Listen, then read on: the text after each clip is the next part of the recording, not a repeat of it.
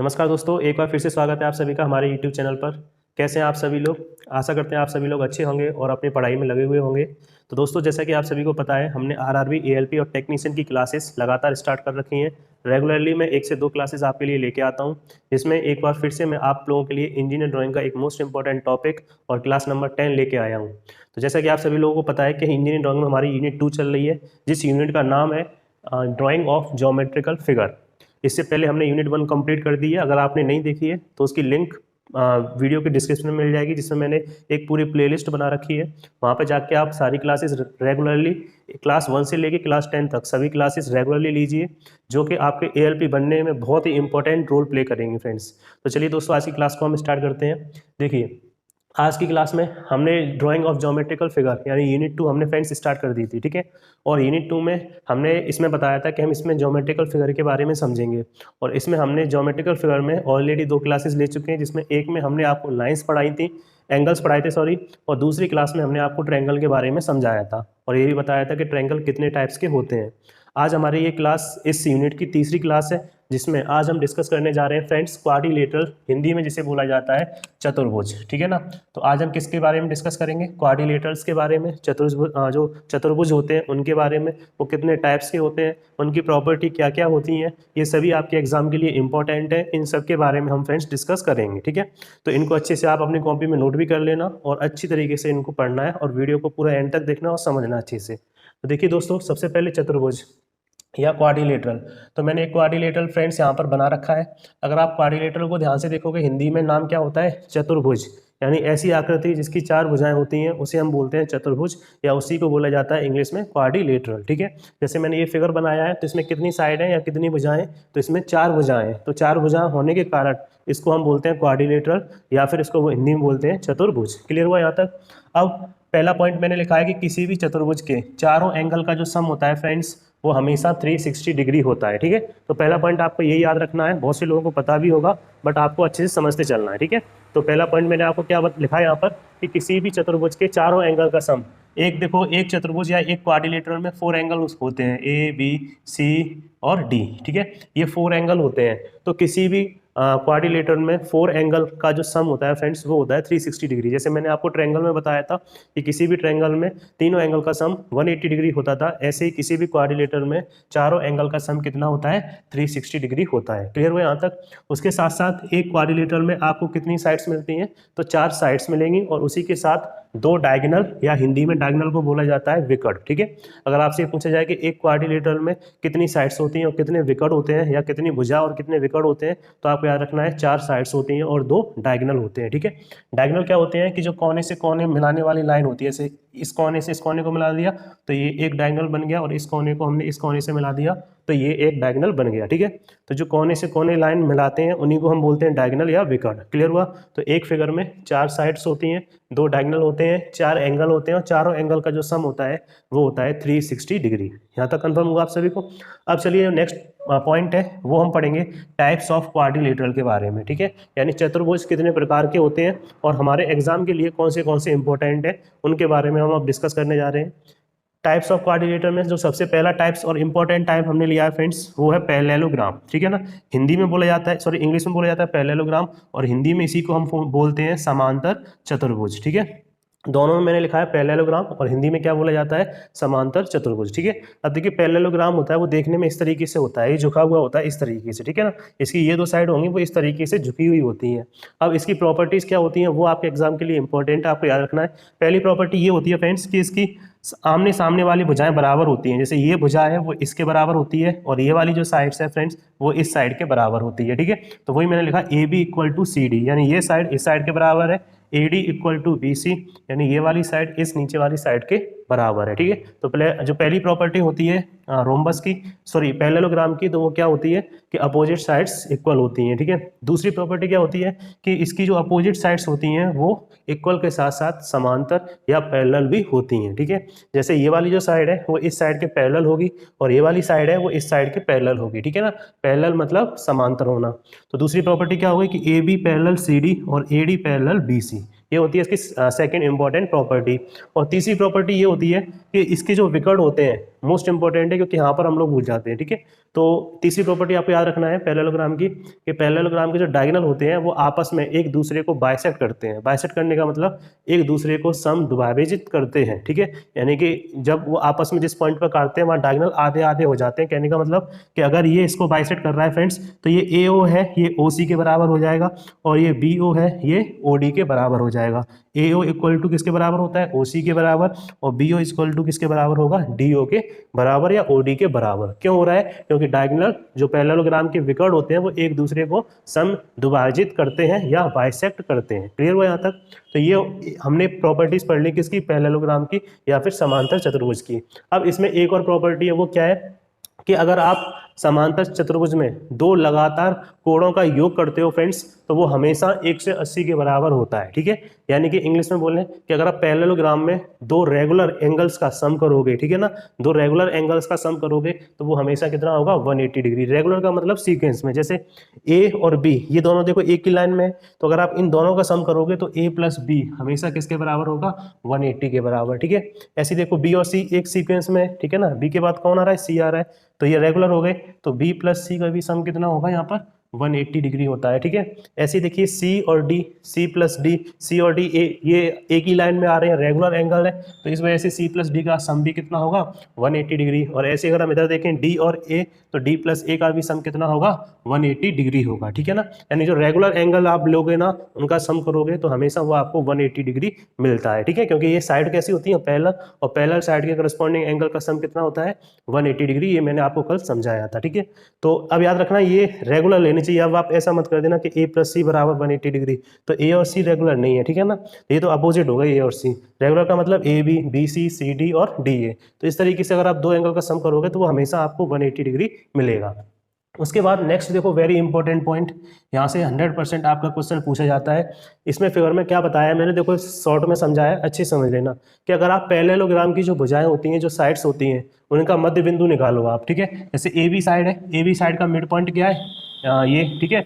AD side का mid point ये हो गया, CD साइड का मिड पॉइंट ये हो गया, BC साइड का मिड पॉइंट क्या होगा? ये। यानी कि अगर आप समांतर चतुर्भुज या पैरेललोग्राम की भुजाओं के मध्य बिंदुओं को आपस में मिला देते हो, तो मध्य बिंदुओं को आपस में मिलाने पर जो आकृति बनती है वो भी क्या होती है? आपकी पैरेललोग्राम ही बनती है, यानी वो भी आपकी समांतर चतुर्भुज ही बनती है, ठीक है। वेरी इंपॉर्टेंट है, क्वेश्चन ये पूछा भी गया आपके एग्जाम में कि पैरेललोग्राम की भुजाओं के मध्य बिंदुओं को मिलाकर बनी हुई आकृति क्या होगी? 4 ऑप्शन रख देगा, आयत होगी, वर्ग होगी, या फिर पैरेललोग्राम होगी, या रोम्बस होगी। तो आपको याद रखना है आपका आंसर क्या होगा? पैरेललोग्राम। पैरेललोग्राम के साइड्स के मिड पॉइंट को अगर आप मिलाओगे तो पैरेललोग्राम ही बनता है और कोई फिगर नहीं बनता है। क्लियर हुआ यहाँ तक? उसके बाद सेकेंड पॉइंट देखिए, तो ये हमारा पैरेललोग्राम कंप्लीट हो गया। इतने इंपॉर्टेंट पॉइंट्स आपको इसमें याद रखने हैं, इनसे बार क्वेश्चन आपका नहीं पूछा जाता, यही इसके इंपॉर्टेंट पॉइंट होते हैं, ठीक है।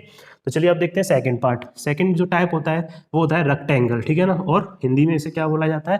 आयत, ठीक है। अब हम डिस्कस करेंगे रेक्टेंगल के बारे में या फिर आयत के बारे में। तो देखिए रेक्टेंगल दिखने में इस तरीके का होता है, ठीक है। ये जो साइड होती है इसमें भी जैसे पैरेललोग्राम में बताया था अपोजिट साइड इक्वल होती है, इसमें भी फ्रेंड्स अपोजिट साइड्स कैसी होती हैं? इक्वल होती हैं, बट इसमें अपोजिट साइड पैरेलल नहीं होती हैं, ठीक है ना। तो यहाँ याद रखना है, यहाँ पर अपोजिट साइड्स कैसी होती हैं? इक्वल होती हैं। तो देखो AD किसके बराबर होगा? BC के, और AB बराबर किसके होगा? CD के। तो वही मैंने लिखा है AB equal to CD, AD equal to BC, क्योंकि opposite sides of rectangle are equal. किसी भी रेक्टेंगल की अपोजिट साइड्स कैसी होंगी? इक्वल होंगी। दूसरा, इसके भी जो डायगोनल होते हैं फ्रेंड्स, वो हमेशा एक दूसरे को बाइसेक्ट करते हैं। तो अगर डायगोनल बाइसेक्ट करते हैं या फिर उनको डिवाइड करते हैं फ्रेंड्स, तो ये AO किसके बराबर हो जाएगा? ये हो जाएगा इसके बराबर, और ये हो जाएगा फ्रेंड्स इसके बराबर। तो वही मैंने लिखा है AO is equal to OC, BO is equal to OD, ठीक है ना। तो दूसरा पॉइंट रेक्टेंगल का क्या होता है कि डायगोनल रेक्टेंगल के एक दूसरे को बाइसेक्ट करते हैं। क्लियर हुआ? उसके बाद एक रेक्टेंगल में चारों एंगल जो होते हैं फ्रेंड्स, वो चारों एंगल कितने डिग्री के होते हैं? 90 डिग्री के, ठीक है। चारों एंगल आपस में बराबर होते हैं, और चारों एंगल जो होते हैं वो आपके 90 डिग्री के होते हैं। ये भी पॉइंट आपको याद रखना है, ठीक है। तो ये हो गया रेक्टेंगल। अब जैसे मैंने आपको पैरेललोग्राम में बताया, ऐसी रेक्टेंगल में भी वो आपसे पूछेगा, तो ये भी आपका पॉइंट इंपॉर्टेंट है, इसे भी आपको याद रखना है, ठीक है।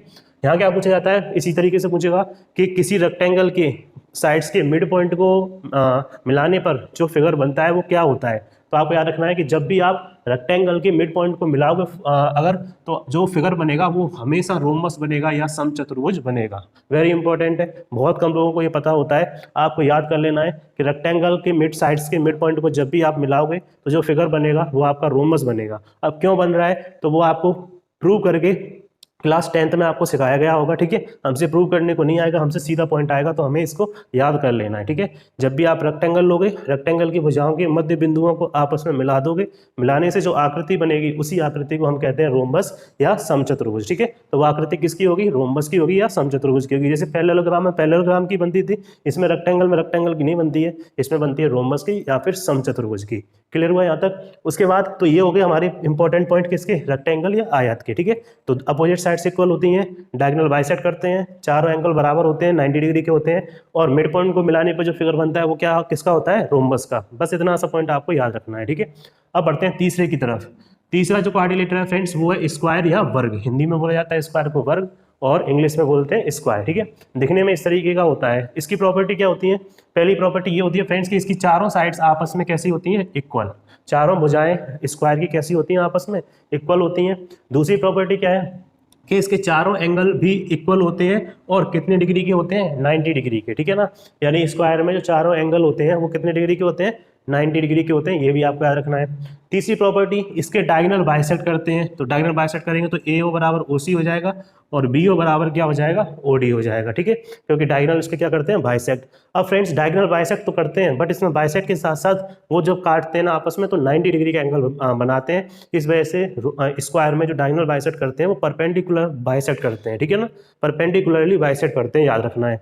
यानी कि यहाँ पर जब जैसे बाइसेक्ट यहाँ पे भी कर रहे थे फ्रेंड्स, बट यहाँ 90 डिग्री का एंगल नहीं बन रहा था, बट अगर आप स्क्वायर में देखोगे तो बाइसेक्ट करेंगे फ्रेंड्स, तो ये चारों एंगल आपके ये और ये चारों एंगल आपके बनेंगे 90 डिग्री के। क्लियर हुआ यहाँ तक। तो याद रखना है स्क्वायर की स्पेशल केस में डायगोनल बाइसेक्ट भी करते हैं और प्लस परपेंडिकुलर बाइसेक्ट करते हैं, यानी कि इनके डायगोनल के बाइसेक्ट पॉइंट पर जो कोण बनता है वो 90 डिग्री का बनता है। क्लियर हुआ।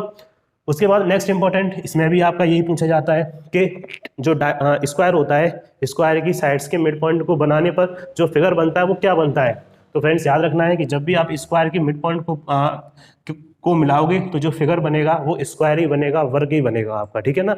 इसमें देखो पैरेललोग्राम में और स्क्वायर में दोनों ही वही बनते हैं जो मेन फिगर होता है। जैसे पैरेललोग्राम में साइड्स के मिड पॉइंट को मिलाओगे तो पैरेललोग्राम ही बनेगा, ठीक है। ऐसे स्क्वायर में साइड्स के मिड पॉइंट को मिलाओगे तो स्क्वायर ही बनेगा। बट आपका जो रेक्टेंगल होता है यहाँ बदल जाता है। रेक्टेंगल में अगर आप साइड्स के मिड पॉइंट को मिलाओगे तो जो आकृति बनेगी वो आपका रोम्बस या समचतुर्भुज बनती है। तो इस तरीके से रेक्टेंगल वाला आपका इंपॉर्टेंट होता है, ठीक है। तो ये हो गया स्क्वायर। स्क्वायर की प्रॉपर्टी अच्छी तरीके से इनको देख लेना। नेक्स्ट हमारा जो चौथा इंपॉर्टेंट है वो है फ्रेंड रोम्बस, ठीक है। रोम्बस को हिंदी में बोला जाता है समचतुर्भुज, ठीक है ना।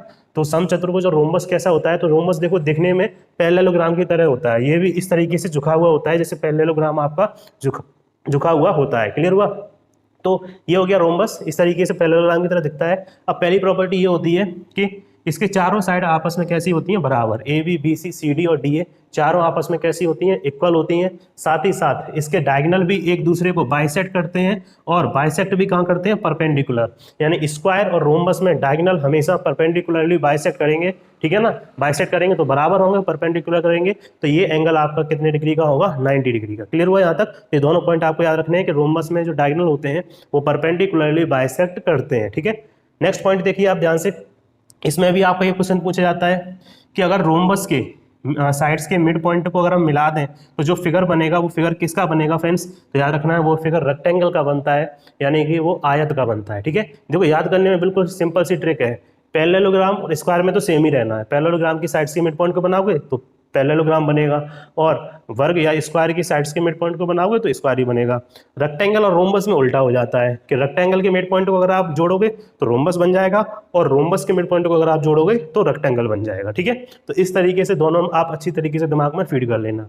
साथ ही साथ एक और प्रॉपर्टी होती है रोम्बस में कि रोम्बस के जो डायगोनल होते हैं फ्रेंड्स वो इस एंगल को आधा आधा बांट देते हैं, ठीक है ना। अगर ये एंगल मान लो पूरा 60 डिग्री का है तो ये कितने का हो जाएगा, 30 का, ठीक है। ऐसे ही मान लो पूरा 80 डिग्री का है तो कितने का हो जाएगा, 40 का। ऐसे ही इधर भी हो जाता है। बाकी किसी फिगर में ऐसा नहीं होता है, बट रोम्बस में जो डायगोनल होते हैं वो इस एंगल को क्या कर देते हैं, आधा आधा बाइसेक्ट कर देते हैं। क्लियर हुआ।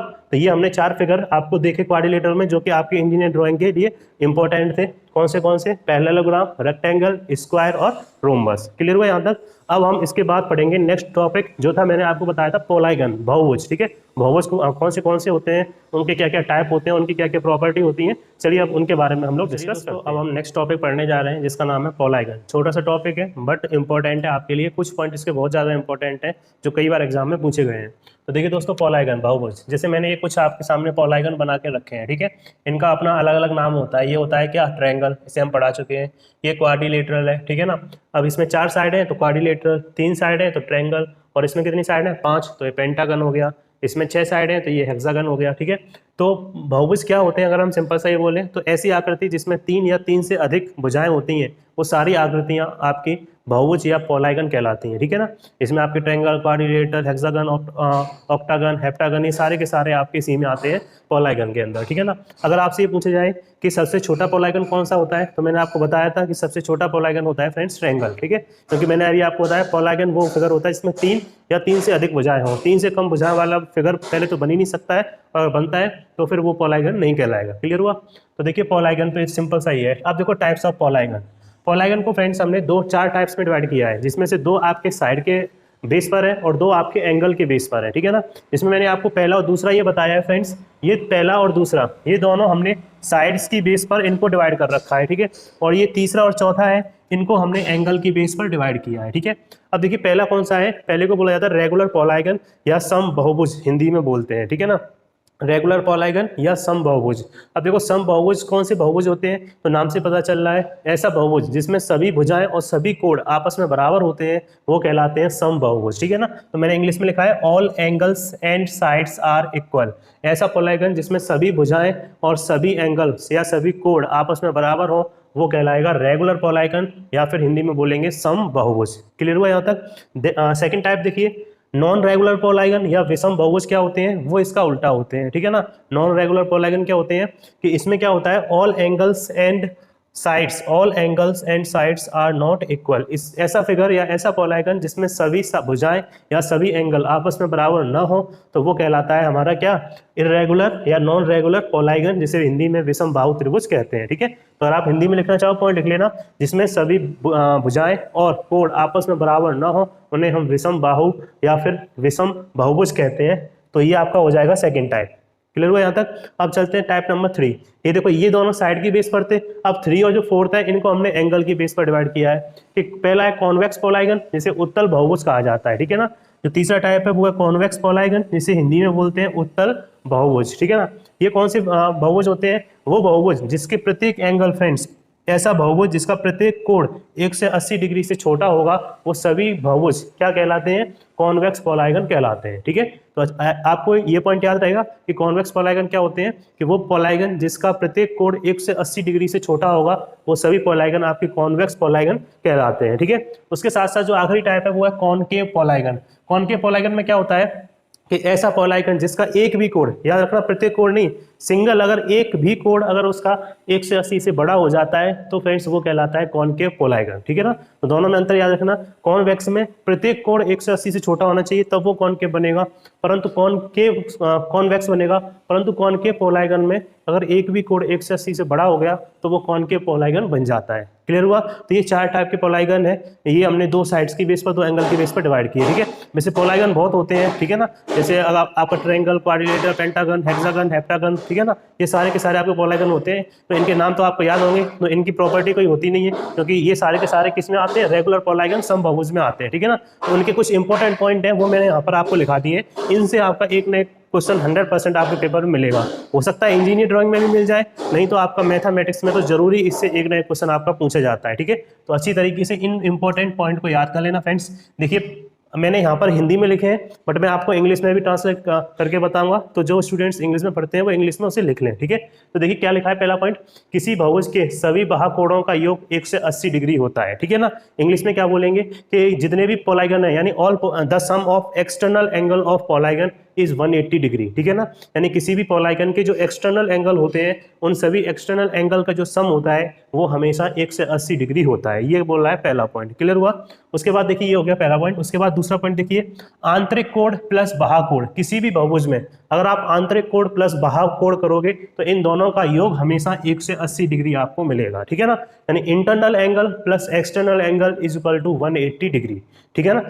Each and every regular polygon internal angle plus external angle is equal to 180 degree, यानी इंटरनल एंगल का और एक्सटर्नल एंगल का जो सम होता है वो हमेशा 180 डिग्री होता है। क्लियर हुआ यहाँ तक। उसके बाद देखिए तीसरा पॉइंट वेरी इंपॉर्टेंट है ये, तो इससे क्वेश्चन भी आपके ग्रुप डी में भी काफी सारे पूछे गए थे कि किसी भी बहुभुज के सभी अंत्य कोणों का जो योग होता है उसका सूत्र होता है n-2 गुणा 180, ठीक है ना। n-2 गुणा 180, जहां पर n क्या है, n आपको याद रखना है भुजाओं की संख्या या नंबर ऑफ साइड्स, भुजाओं की संख्या, ठीक है। अगर यहाँ पे हम बोले ये n क्या है तो नंबर ऑफ साइड्स, जैसे अगर हमारे सामने अगर मान लो ये आ गया, हमें ये पता करना है कि इसके सभी अंतः कोणों का या फिर इंटरनल एंगल्स का सम क्या होगा। तो आप देखो कितनी भुजाएं, कितनी साइड है, 1 2 3 4 5 6, तो आप 6 की वैल्यू यहाँ रख दो, आपका सम निकल के आ जाएगा, ठीक है ना। तो याद रखना है मोस्ट इंपॉर्टेंट है सभी अंतः कोणों का योग, यानी all the sum of all internal angles. किसी भी पॉलीगन में जितने भी अंतः कोण होते हैं उन सब का अगर आपको योग निकालना हो तो सूत्र क्या लगाओगे, क्या फॉर्मूला लगाओगे, n-2 गुणा 180, क्लियर हुआ। और जहां पर n क्या है आपकी, याद रखना है n भुजाओं की संख्या है, ठीक है।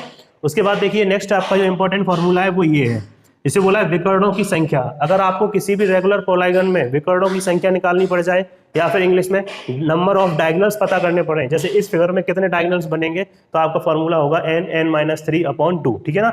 यहाँ बीच में मल्टीप्लाई का साइन आएगा, n मल्टीप्लाई n-3/2 और n उस पॉलीगन में भुजाओं की संख्या होगी, क्लियर हुआ। जैसे देखो यहाँ पर जो आपका ये क्वाड्रिलेटरल होता है इसमें 2 डायगोनल होते हैं, मैंने अभी आपको बताया था।